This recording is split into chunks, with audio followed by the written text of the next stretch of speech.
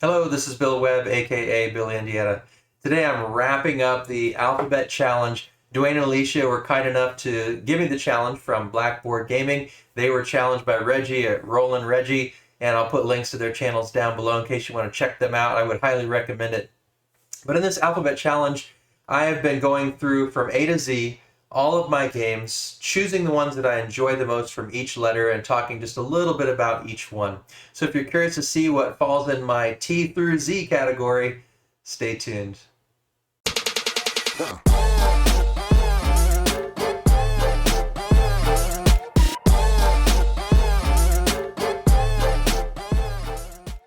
I chose the divisions for this 4-part series based on the numbers on the phone dial. And so now we're looking at numbers 8 and number 9, TUV, and WXYZ. Now, I have to admit there aren't nearly as many games in most of these letters in my collection compared to others, but I still have a pretty good collection here to share with you. So we'll start with T, which by far has the most in this collection, or in my collection, and that is 19 games that qualify. Games I've played, games I currently own, and games that I've ranked on BGG. So the first one in the letter T is an honorable mention. It's my number 6, and it's because I've never actually played the physical copy of it. I've only ever played it on Steam. So I've played the physical copy of Gaia Project and the Steam and BGA versions of Gaia Project, but I've only ever played Terra Mystica on Steam. And so even though I've played it several times on Steam, I do have the big box, but I haven't even opened it because it's just so much easier to play it on Steam. So I need to crack that big box open and try some of the expansions, but I just haven't gotten around to it yet. So Terra Mystica is an honorable mention. Number 5, I don't actually have the one that I would normally choose, but this is a close one and right behind it. And from the trekking series, I enjoy trekking the national parks, trekking the world. My favorite's actually trekking through history, but I've loaned it out to a friend, and so I don't have it with me here to show. So this one is showing in its stead. All the trekking games by Underdog Games are really excellent, but I do think that they've gotten progressively better with going from the national parks, which is good, to trekking the world, which I thought was better, to trekking through history, which I think is even better. And so they're all really solid games, really quality games that I've enjoyed. They have enough complexity to really satisfy people who love to play more complex games, and yet they have a simplicity that makes it easy to teach just about anybody. So trekking through history is my number 5. My number 4 is a Stonemaier game, and this one is Tapestry. Now, they've just recently announced, I think tomorrow or the day after, I think it's the day after, on March 1st, they're releasing, I think, the final expansion for Tapestry. Now, I haven't played with the expansions, but I've played the base game in physical form numerous times, particularly with my son and some with my wife. Really enjoy it. Lately, I've been playing more on BGA than anything. It's just easier to get online and play it that way than it is to set up the whole game. I'm looking forward to the storage solution that I think they're putting out with folded space and seeing how that might make this one a little bit quicker and easier. Right now, it's just a ton of baggies. And so if it had an easier way to open it up and pull out those trays and get the game started and get it cleaned up quicker, I think I might be a little bit more apt to play this in physical form than just on BGA. So Tapestry is my number 4. Number 3 is number 3 because I've only played it once, and that is Trajan, Stefan Feld's classic. This one is by, Amonit and Hooch and Friends, and this is one of the older versions of Trajan. I actually played a friend's copy. It was a newer version, and so I recently picked this one up and haven't even played my own copy yet, but Trajan I love it. I love the rondel aspect and choosing your actions. I love all the little mini games. But having only played it once, I'm putting it at 3, solid in the middle of this cluster, because I could really see it going up and becoming one of my favorites. But after only one play, I'm a little hesitant to put it too high. So Trajan, potential to skyrocket even more after I've had a chance to play it even more. And that one is number 3 in my T games. Number 2, just slightly edging it out because I've played it so much more, as Targi. This is actually the box for the expansion. You can maybe see behind me there. The box cover for the original. I have it all in one box together, the expansion and the regular game. And this is such a fun 2-player game where you've got this biangulation, I guess. You've got this grid of tiles, and you are choosing to place a token across the top and down the side, and where they meet is the action you're going to get, or the tile you're going to claim, or the abilities you're going to gain. And there's a lot of really interesting negotiation, not verbal negotiation, but trying to figure out, okay, I can't let her have this one, but I really need this one. And so you're trying to mentally, I guess, almost negotiate with yourself, what's the best move right now? That tactical decision making is a lot of fun with Targi. This is the Cosmos Productions by Andreas Stagger, and the game is terrific. If you haven't tried Targi, you should do it. It's my number 2 in the T games. My number 1 is by Board and Dice, and they've got a lot of T games, but my favorite is Teotihuacan City of Gods. I love the dice manipulation, the dice movement. I love the way the dice, when they reach 6, they go back to 0, so you're constantly trying to time everything. Sometimes you want all the dice to be in one spot, sometimes you want the dice to be spread out, and you're constantly bringing new dice in, taking new dice off, flipping them back to a 1, all kinds of interesting decision-making things while you're building up this pyramid in the middle. I noticed that it's on BGA, and I really want to get a game of this on BGA going so I can kind of get back to it. I haven't played it in quite a while, so Teotihuacan City of Gods is my number 1 T game. All right, now in the next to last letters here, U, V, W, X, Y, Z, I really just don't have many, but some of the ones I have are really great. So let's get on to letter U. I have 3 in this category that I played and owned and have ranked.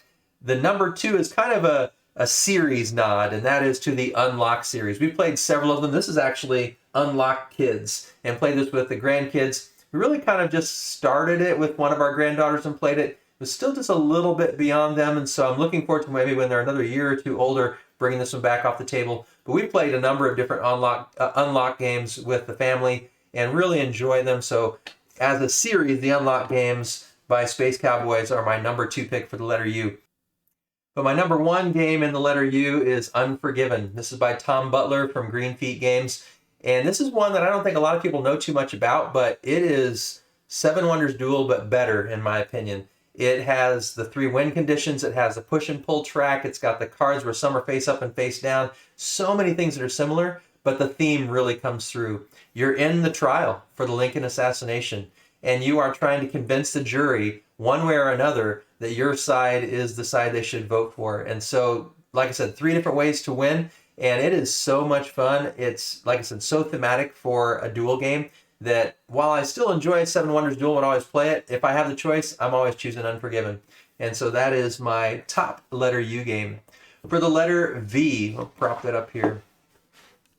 For letter V, I only own 2 games that qualify, and I'm going to mention both of them because they're both really terrific. One is The Voyages of Marco Polo. This is one of the first games that my wife and I started playing. We got this one, and we got 5 Tribes, and just kind of classics, modern classics, I guess. And we've just enjoyed them. This one I love, the dice manipulation, dice placement, and you're trying to map out your movement along the map here for the voyages, and you're also trying to satisfy contracts and choosing which dice need to go where each turn, and it might be different each turn, and then every player has this special power that just seems so overpowered, but they all seem overpowered. So it is terrific, Voyages of Marco Polo. I haven't tried the second one, but I'd like to. So that is my number 2 letter V game. My number 1 letter V game is Viticulture, and you can see here I have the Wine Crate edition. I really love Viticulture, and especially with the world expansion and the way that makes it cooperative, because my wife and I just really love cooperative games. So this Viticulture is my favorite V game and really one of my top games overall. I'm not very good at it, but I really enjoy it. I played it solo, 2-player, 3-player, 4-player, cooperative, online, in person. Just really love Viticulture. All right. And then let's see, we're moving on to the letter W. And with letter W, I only have 1 game that qualifies, and it is right here behind me. Let's move this out of the way just for a second. And it is Wingspan. And I have the nesting box with all the expansions inside. Yet to play the Asia expansion, just recently gathered that, and hoping to play it soon with that dual mode. I don't know if I'll ever play the 6 or 7 player mode, but definitely the duet mode I would like to try. So Wingspan is my single letter W game. On honorable mention, I guess, a game that I played but don't yet own is Woodcraft, and I do suspect that I will buy that game at some point because I really loved it. And I'd like to play it again maybe before I make that final decision, but Woodcraft was really a terrific game, letter W. Letter X, I only own 2. Xenoshift is probably the first game I ever picked up that started with the letter Z, and I enjoy it. It's a pretty fun deck builder game. I've only played it solo, but my favorite game that starts with, I think it said Z, my favorite game that starts with the letter X is Xi'an. And this one is a lot like in theme, Terracotta Army, the recent board and dice game that came out. This one has a really unique card play where you're going to get your cards, you're going to choose them in pairs, and the card you lay down on top is the action you're going to take, and the card you lay on bottom of your pair is what's going to determine where you send your master builder out. And the higher card goes first, so you might want to play a higher card on top because you need to go first to take the action before someone else does, because there's also an area control on where you're putting your little terracotta army statues out on this grid. And you're trying to have area majority in the different kind of little partitions in that grid. And so Xi'an is just a really clever game. You're having to time things out, clever card play. The terracotta armies the figurines look really cool, and you got to paint them different colors, and you're trying to get the colors together. So many interesting things in Xi'an, and it's a game I think a lot of people haven't really tried. It is by Surfin' Meeple and Pendragon Game Studio. Francesco Testini is the creator. If you ever have a chance to try it, I think you should. I'd love to try Terracotta Army from Board and Dice, but haven't had the chance to yet. But this is currently my #1 X game. And while there aren't a lot of X games in my collection, it's not #1 just because it's the only one. It actually is a terrific game that I really love. All right, and we move on to letter W. I have 0 games in my collection that I've played and ranked with the letter, not W, Y, sorry. And I have a game that starts with Y, but I haven't played it, and it's on my shelf of shame, and it feels like it's a shame because I have Yato, the Deluxe Master Set, and I've had it from the Kickstarter for over a year now and just have not gotten it to the table. It just sits on the shelf mocking me.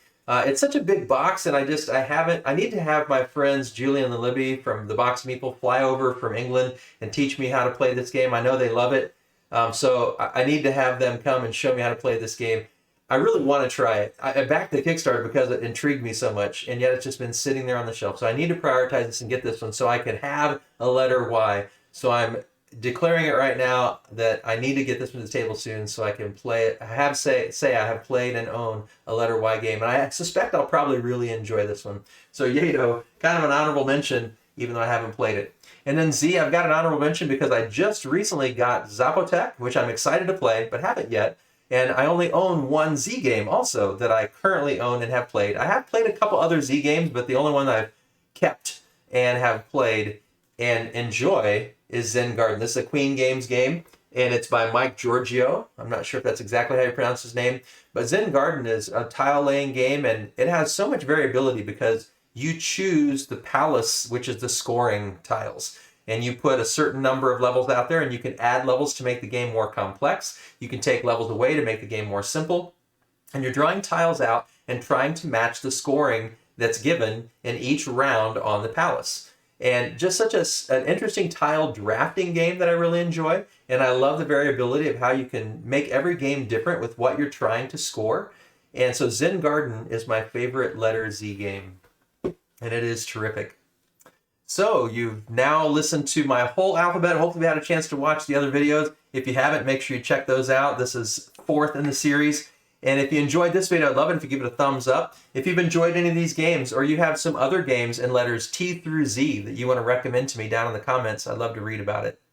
As always, thanks for watching. This is Billy Indiana, signing off.